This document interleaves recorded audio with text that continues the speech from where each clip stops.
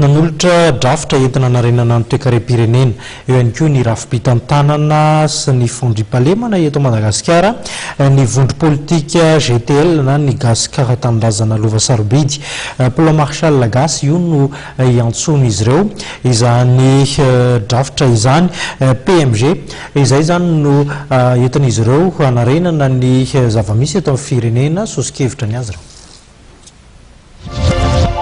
Mahatra ny 2.7 malagasy miamafy ny tsy fandriam-pahalemana, mitombo ny tsy fampianasa ary mitotongana ny toe-karena malagasy.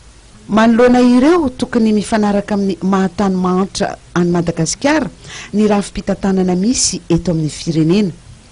Takin'ny GTL ny fametrahana gouvernemanta vaovao misy ministera tsy mihoatra ny 20 ary lalam-panorenana vaovao.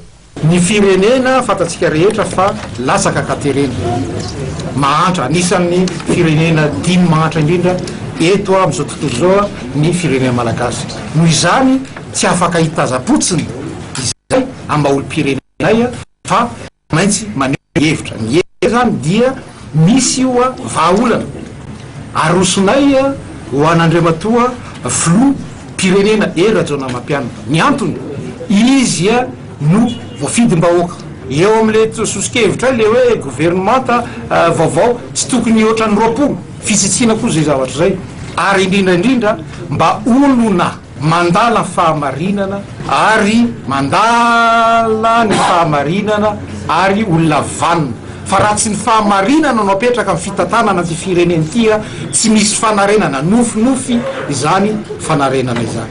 Sarotra aminay ny ilaza hoe fetotona lalatsiny aloha fa tsy ela kosa tsy aritrely zay satria efa marary le vahoaka ka tsy andry ela mihitsy ny zahay nefa kosa tsy ametraka fetotona mikasika zay zavatra kosa zahay. Manoloana ny tsy fandriam-pahalemana takin'ny GTL ny ampitsarina ny fahany vina sy enomby any ivelany entina anafoanana ny alatromby. Ilaina ihany koa izy ireo ny fampitovana ny mpitandro filaminana eo amin'ny toe-karena manohitra ny fivarotana ankolaka na mivantana ny fananam-bahoaka toy ny sy ny Air Madagascar ny GTL.